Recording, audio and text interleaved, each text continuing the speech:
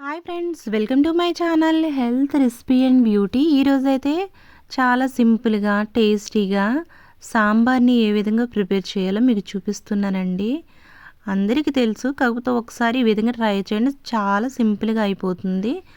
ముందుగా అయితే 1 కప్పు వరకు కందిపప్పుని కుక్కర్లో వేసి ఒక 4 విజిల్స్ వేయించేసుకుని ఉడకబెట్టుకుని పక్కన పెట్టేసుకోవాలి.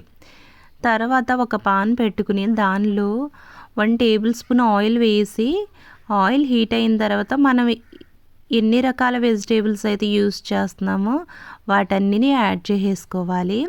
నేనైతే అన్ని రకాల వెజిటేబుల్స్ తీసుకున్నానండి.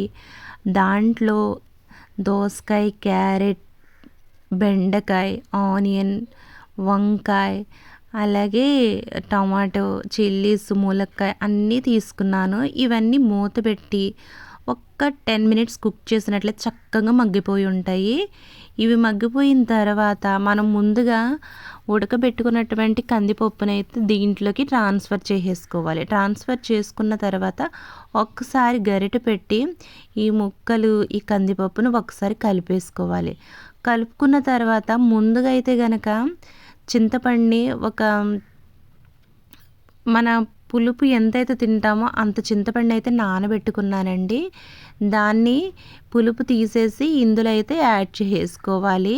యాడ్ చేసుకున్న తర్వాత దీంట్లోనే టేస్ట్కి సరిపడగా సాల్టు, పసుపు, కారం కూడా యాడ్ చేసి ఒకసారి చింతపండు పులుపు వేసాం కదా, దీన్నైతే గనక గరిటె పెట్టి ఒకసారి ఈ ఉప్పు, కారం, పసుపు, చింతపండు పులుపు కూడా దీంట్లో వేసేసి కలిపేసుకోవాలి.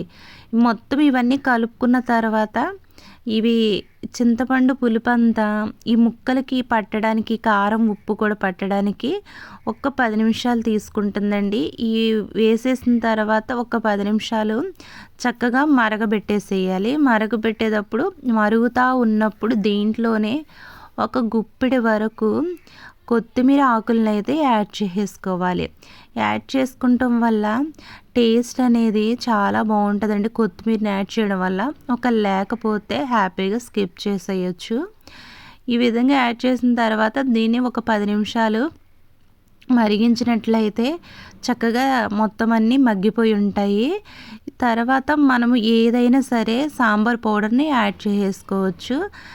ఏది మీకు ఇష్టమైంది ఏదైతే అది సాంబార్ పౌడర్ని యాడ్ చేసుకోవాలి. తర్వాత పక్కనే ఒక పాన్ పెట్టేసుకుని దాంట్లో ఆయిల్ వేసి ఒక 1.5 టేబుల్ స్పూన్ ఆయిల్ వేసి దాంట్లో వెల్లుల్లిపాయలు, ఆవాలు, జీలకర్ర, కరివేపాకు, అలాగే మిరపకాయలు ఉంటే ఇంగువ యాడ్ చేయడం వల్ల రుచి అనేది మరింత పెరుగుతుందండి. అసలు చాలా బాగుంటుంది.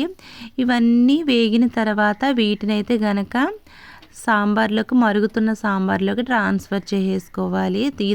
పోపునంతా వేసేసుకుంటే అంతేనండి, వేడిగా చాలా టేస్టీగా ఉండేటువంటి సాంబార్ అయితే రెడీ అయిపోతుంది. ఇష్టమైన వాళ్ళు బెల్లాన్ని కూడా యాడ్ చేసుకుంటారు. నేనైతే బెల్లం నాకు ఇష్టం ఉండదు, నేను యాడ్ చేయలేదు. ఈ విధంగా చేసుకు తినండి, చాలా సింపుల్గా అయిపోతుంది. ఈ కంటెంట్ కనుక మీకు నచ్చినట్లయితే దయచేసి లైక్ చేయండి, షేర్ చేయండి. Thank you.